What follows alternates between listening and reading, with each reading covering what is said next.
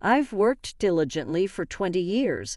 One day out of nowhere, I received a notice of termination despite my dedication to the company. Congratulations, Mark.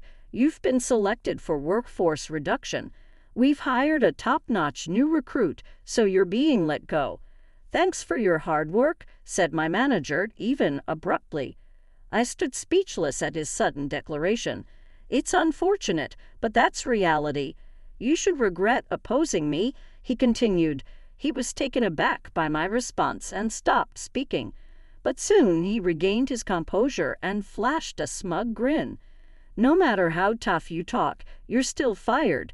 Pack your things and leave. He walked away laughing loudly, but deep down he understood the meaning of my words. The next day, my name is Mark Davis. I've been working at Carson Manufacturing, which makes industrial machinery, for 20 years. Before I knew it, I had become 43 years old, focusing solely on my work and working tirelessly. Despite my long tenure, I'm still a regular employee without any position. That's because I love tinkering with machines more than anything and wanted to stay on the production floor forever. There were several opportunities for promotion, but I always declined them. Having the freedom to create machines was more important to me than the salary. However, those happy days came to an abrupt end yesterday. Despite my 20 years of dedicated service, I was suddenly given a termination notice. Looking back, even becoming my supervisor was the direct cause. All my previous supervisors were hardworking and respectable mentors. They would cover for my mistakes and collaborate with other departments to solve problems. Such a culture allowed Carson Manufacturing to gain a certain level of trust in the industry, despite being a small company. But that changed when the CEO was replaced and his nephew, Evan, was transferred here. I won't tolerate the lax atmosphere of this workplace. From now on, every employee must give their all to achieve results, Evan declared abruptly in his first address. At first, we employees were confused, but tried to accept his demands. Needless to say, everyone at the factory was passionate about machine manufacturing. Without being told, we were already trying our best to get the job done. But even without understanding the situation on the ground, kept demanding higher sales without any concrete instructions. We were constantly reprimanded, and I finally decided to speak directly to him. Even everyone is doing their best every day, but if you ask us to improve our performance without specific directions, we don't understand how, I said. If you guys working on the ground don't understand, how should I know? Mr. Carson boasted that you are excellent employees. If you're so talented, you should be able to figure it out without my instructions, he replied dismissively. No matter how hard I tried to communicate, he was always like this, making conversation impossible through persistent discussions. I realized that he was completely inexperienced. It seems Mr. Carson gave his nephew a position out of pity, despite him drifting from job to job in various industries. I gave up expecting concrete instructions from Evan, but he held a grudge against me for embarrassing him in meetings and resented me persistently afterward. I heard you're in your 40s, Mark. In other companies, you'd be considered a mid-level employee. Why are you still a regular employee here? Evan taunted. I enjoy working on the production floor and wish to continue here until the end. No need for such excuses, I replied calmly. In other words, you're incompetent. We don't need incompetent employees here, but do your best to work hard, Evan sneered. Whenever we crossed paths, he would make sarcastic remarks and complaints. Gradually, his sarcasm wasn't just directed at me, but also at Emily, my right-hand woman. She's a younger woman in her 30s with exceptional skills and a great sense for the work. That's why I always included her in my product development, but even mocked her for it. This company has generous benefits. Mark even has a babysitter assigned to him, even said, comparing me and Emily while laughing. I almost retorted. I could ignore insults directed at me, but involving other employees was different. However, it was Emily herself who held me back. I know how capable you are, Mark. No matter what anyone says, we just need to prove ourselves through our work, she said with a smile that always cheered up everyone around and helped ease my tension. This is how we managed to continue our daily work despite the troublesome presence of Even. However, over time his behavior became even more unbearable. It became the norm for him to leave work on time while pushing his tasks onto his subordinates. Although we covered for him, he never showed any gratitude or appreciation. Moreover, when employees applied for paid leave, he would reject it with unreasonable excuses like being too busy or it coinciding with his own leave. Realizing that this was unsustainable, we decided to directly complain to Mr. Carson about him. We believed that only he, being a relative, could change Even's attitude, but the result was a complete failure. Instead of reprimanding Even, I was the one who got scolded. You've been with this company for 20 years, haven't you? It's your role to support Even. Yet you complain without making any effort. From now on, devote yourself more to assisting him, Mr. Carson said. Hearing this directly from the CEO made me utterly disillusioned with the company. Since then, Even has been subjecting me to various petty harassments. I've been working on developing a machine that assembles parts for about 5 years. I named it Fabs, combining fabrication and fabulous to represent the joy of creation. Fabs was designed to handle large and heavy parts accurately, automating a wide range of assembly tasks. Once completed, it would replace manual insertion processes, significantly reducing work time and stabilizing quality. For the past year, we focused on finalizing the product based on the prototype, but one day the prototype was found destroyed when I arrived at work. I was shocked to see it forcibly toppled and in pieces. The prototype was quite large and securely fixed to prevent it from being easily knocked over. But now it appeared as if it had taken a severe hit, with one side severely dented. As I stood there in shock, Even approached, pretending to be passing by. "Oh, is that the toy you were making, Mark? Sorry, I bumped into it and it fell over. But isn't it good that we found out its weakness before it was commercialized? You should be thanking me." He lied through his teeth, then walked away laughing loudly.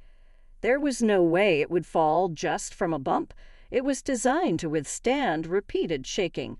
Even though I knew it was his doing, without any proof of his deliberate act, I couldn't report it anywhere. Swallowing my frustration, I began repairing the prototype. Fortunately, most of the internal circuitry was intact, and within a few days, the prototype was restored. Since then, I made sure to lock the room where the prototype was kept. Whenever I left previously, the development room was always open so that anyone in the company could freely observe it. The low barriers for exchanging opinions across positions and departments were a strong point of this company. But from that day, such enjoyment became a thing of the past. Besides this incident, Even continued to harass me by shredding documents I created and piling an excessive amount of paperwork solely on me. Additionally, he would answer calls intended for me and delete data I was responsible for without permission, taking his harassment to new levels. Despite this, I stayed at the company. This was because I had a strong resolve not to leave until Fabs was officially launched. I believed that once Fabs was released, it could bring about a small revolution in the manufacturing industry, which was suffering from a labor shortage. Holding on to this belief, I endured Even's daily provocations and immersed myself in product development. In the midst of these trying days, a turning point finally arrived. One day, an envelope was delivered to my desk. It was an invitation to the world's largest technology and manufacturing exhibition. This exhibition was a platform to showcase the latest manufacturing and implementation technologies in electronics, attracting related industries from both domestic and international companies such as electronics, semiconductors, and automotive parts manufacturers. I had applied to present Fabs, which I had been developing for 5 years at this event. Now everyone will see how amazing Fabs is, I thought. I prepared day and night for the exhibition. fine-tuning fabs and getting ready for the presentation. On the day of the exhibition, the venue was filled with industry experts and media representatives. Finally, it was time to present fabs. As the presentation time approached, I felt a thrilling excitement like never before. But just 5 minutes before the start, I was suddenly called out by the event organizers. "Mark, we're sorry, but Even will be presenting instead of you," they said. "What? Even?" I was bewildered, but while I was trying to process this, Even walked past me with my presentation materials and took the stage. He then began presenting the content I was supposed to present with a self-satisfied look on his face. What is going on? I prepared everything. The demo files for fabs, the PR videos, everything was made by me, I protested. Next to me, Emily was also trembling at the sight. "This is terrible. I can't believe it. He has stolen all of your work, Mark. Fabs is your creation. You built it from scratch and finally brought it to completion," she said. After the presentation, Even, completely satisfied, approached us as we stood there in shock. "Even, what is the meaning of this? What's the problem?" I demanded. "It's obvious. It's better for a department head like me to explain than a regular employee like you. Don't you understand that it increases the chances of successful deals?" he retorted, showing no remorse whatsoever. Unable to hold back, I finally let go of my usual resignation and protested, "But fabs is my invention. You don't even understand the content of the materials you just read, do you? The employee who understands the product should be the one presenting. You just don't get it, do you?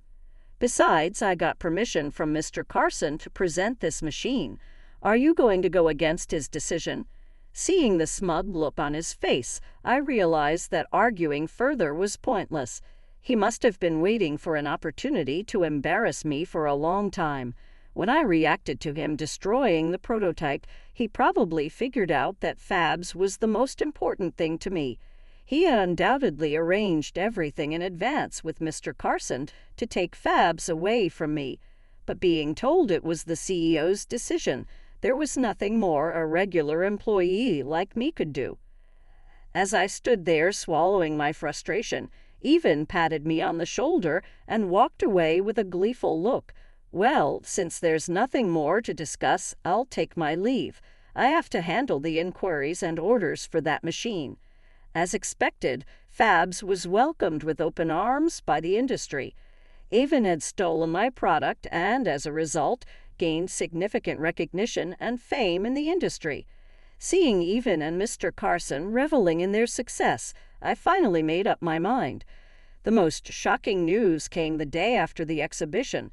Today, remembering the humiliating events of the previous day, I went to work as usual. However, my desk was completely empty. All the research I had accumulated over the years and the meticulously gathered documents were gone. "What is going on here?" I muttered to myself, bewildered. "I don't know. I have no idea. When I came in this morning, it was already like this," Emily said, equally shocked. Clueless, I searched the department. We found that everything from my desk had been stuffed into garbage bags and left in a storage room. Who would do something like this? Emily muttered in disbelief. And then, there he was. "Mark, what are you doing over there?" Even grinned smugly. Even appeared clearly in high spirits. He glanced at me holding the garbage bags and snorted derisively, rummaging through trash early in the morning. "You've really hit rock bottom, haven't you?" "My belongings were thrown away." "Do you know anything about it, Even?" "Oh, that. It was all unnecessary, so I took care of it last night. You should be thanking me," he casually admitted. I was left speechless. As I struggled to find a response, he smiled and dropped a bombshell. "Congratulations, Mark. You've been selected for workforce reduction. We're hiring a top-tier new graduate starting tomorrow, so you're fired." I was stunned by the sudden announcement. He continued, enjoying himself. "The new hire is Mr. Carson's son. He's a young college-educated employee, totally different from an eternal regular employee like you. The machine you made, fabs or whatever, is finished, right? That means you're no longer needed by the company. The new hire will use your desk starting tomorrow, so clear it out and leave today. In other words, you're fired. I've worked diligently for 20 years, and now you're telling me to leave by the end of today, I said in disbelief. His grin widened even more at my response. That's what I've been saying. A regular employee can't even understand when they're being fired.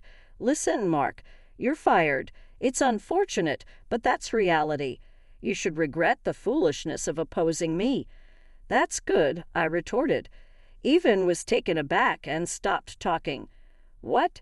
Did you just say that's good, Even? Can't you understand my response? This company may be what it is now, but I've been here for 20 years. I was hesitant to submit my resignation, but since you fired me for the company's convenience, it's a different story now. I can leave this company proudly. Hearing my words, Even stood there dumbfounded for a moment, but soon he shook his head, regaining his composure, and that nasty, smug grin returned to his face. Is this the howl of a loser? No matter how much you pretend to be tough, you're still fired. Pack your things and leave. I will. And by the way, I'll be taking all the unpaid vacation days I've accrued for a lowly employee. You sure know how to use your head. Take as many days off as you want, I said calmly. With that, he laughed loudly and walked away. I gathered my necessary belongings and left the company after 20 years of commuting every day, rain or shine. It ended rather abruptly. Thinking about this, I slept in late the next day, forgetting all my past fatigue. But when I woke up and saw my phone screen by my pillow, I blinked in surprise. What's with all these missed calls? There were dozens of missed calls from the workplace I had just left. They must have been calling non-stop since the start of the workday. As I sighed at the long list of missed calls, another call came in. I was tempted to ignore it, but the constant ringing was draining the battery and annoying. Reluctantly, I decided to answer. Hello, this is Mark. Finally, how long were you going to keep me waiting? The workplace is in chaos. Get here immediately. The person yelling was, of course, Even. Without waiting for my response, he started babbling about the situation. According to him, when he arrived at work that morning, there were no employees present. When no one showed up at the start of the workday, he began calling each employee, only to find out that everyone had resigned. Shocked, he visited the CEO's office, but found only a pale-faced Mr. Carson, with his secretary nowhere to be found. After you left yesterday, all the employees came to submit their resignations. They all said they would leave in a month and use their remaining vacation days during that month, Mr. Carson said. I thought it was a joke and ignored it, but no one showed up today. I only fired Mark. Why did the other employees resign too? Even was at a loss, and Mr. Carson had no answers either. Gradually, Even's face turned red with panic. This means there's no one to do the handover. The company is in serious trouble. I told them the same thing, but they insisted it was according to the rules and no one would come back. Did they really have that many vacation days left? And taking a month's worth of vacation is incredibly unprofessional. You mentioned taking your vacation days yesterday, right? This company's employees have no sense. Taking vacation days when you're fired and for a whole month, no less. This is fraud. There's nothing unusual about it, I explained, exasperated. In this company, employees earn 20 days of paid leave each year. Additionally, for this particular year, they can carry over and use days to the next year. Thus, employees could accumulate up to 40 days of paid leave if they choose to. Ever since you came, you've been denying our vacation requests for various reasons, so everyone carried over their unused vacation days. This is just karma for what you've done to us. No way. Even's weak voice was clear even over the phone. But then he snapped back to reality and raised his voice again. All right, I'll give up on the other employees. But you must convince Emily, who worked with you, to stay." "Why just her?" I asked. "She knows all the ins and outs of your complicated work. After firing you, I planned to have her take over your tasks. But now she's left too. My plan is ruined." "That's unfortunate." I suppressed the urge to laugh. "Actually, after leaving the company yesterday, I met up with Emily. I submitted my resignation to Mr. Carson as well." "Are you sure about this?" "Absolutely. A company that makes such poor decisions isn't worth staying at." When I told him I was resigning, he mocked me, saying they wouldn't miss one or two employees like me. She started laughing heartily. "Mr. Carson and Even are going to be in for a shock tomorrow. It's not just one or two employees. The entire staff is quitting. I wish I could see Even's face when he finds out." Yes, this mass resignation was our plan all along. Everyone had been fed up with Even's antics and Mr. Carson's failure to stop him. We had been planning to leave the company, and the incident with Even hijacking my presentation at the exhibition was the final straw. After that, Emily and I joined our other resigned colleagues and celebrated with some delicious drinks. As I recalled the events of yesterday, I heard Even's weak voice on the phone. "If it comes to this, Even, you will do. Come to the office immediately. The phones have been ringing non-stop with inquiries, and we can't keep up. I was fired by you, Even. I can't come to your company." I clearly refused and ended the call. As I hung up, I could still hear his pleading voice, but I had no more ties to that company. Even continued to call me intermittently. However, I never answered, and the calls gradually decreased, eventually stopping completely after a week. He must have been too busy dealing with the company to keep calling me. I enjoyed my newfound peaceful life for a while. Later, I heard that the company went through a tough time. Even when they received inquiries, only Even and Mr. Carson were there to handle them, which led to many misunderstandings. Eventually, a defect was found in the fabs presented at the exhibition, and the company received numerous complaints. Without me, who had developed it, Even was at a loss. He couldn't answer questions about repair schedules or future prospects, injuring the clients. Meanwhile, I continued to walk my usual commute route. As I passed my former company, Even spotted me and rushed over, sweating profusely. "You're finally here. I knew you would come, Mark. Now fix that fabs machine. The clients are furious." Half crying, he clung to me, but I shook off his hand nonchalantly. "You must be mistaken. I was fired from Carson Manufacturing. Then why are you here?" "I'm on my way to my new company. From now on, I'll be working at Davis Engineering, my new startup," I said. Even was stunned, his eyes wide, and he turned pale, collapsing to the ground. He tried to say something, but I ignored him and headed to my new office, across from Carson Manufacturing. I had always wanted to have my own company, a place where I could freely create machines, a dream come true. And with like-minded colleagues, I wanted to create products that could compete globally. As I shared my vision, my coworkers supported my plan. What started as a dream became more serious as Even worsened the work environment. We gradually prepared for the startup, and I had intended to stay at Carson Manufacturing until the launch of fabs out of loyalty. But the betrayal at the exhibition by Even and Mr. Carson sealed my decision to leave. In my new office, I looked out the shiny windows. Inside, the data Even presented at the exhibition included bugs from before the revisions.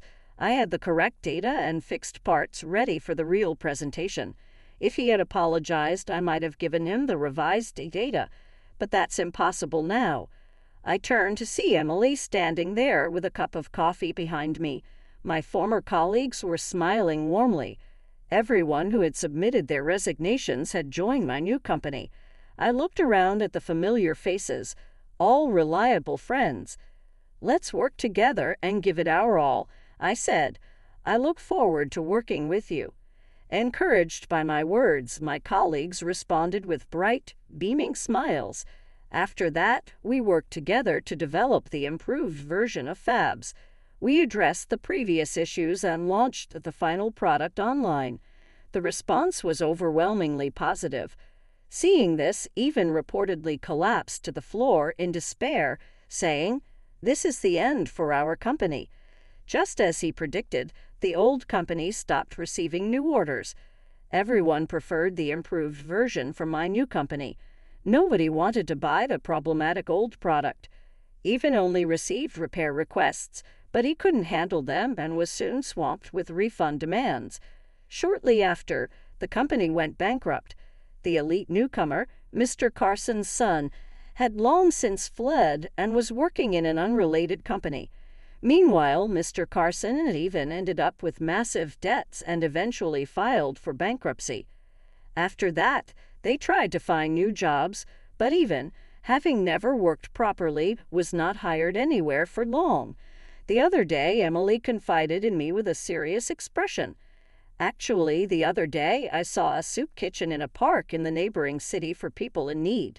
Among them, I think I saw someone who looked a lot like Mr. Carson at Even.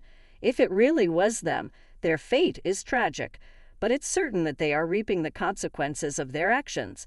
Since then, my company has been steadily growing. We've been continuously improving, incorporating customer feedback to make the machine more versatile with interchangeable attachments. I intend to keep cherishing the feelings of my employees and our gratitude towards our customers. And my relationship with Emily has also blossomed. I'll always stay by your side," she said. "I want to watch the company grow alongside you." It's been a year since she confessed her feelings and we started dating. Next month, we're getting married. I want to continue building a vibrant workplace with Emily, who understands me better than anyone else. Hand in hand with her, I step into a new future with all my might. I will continue working tirelessly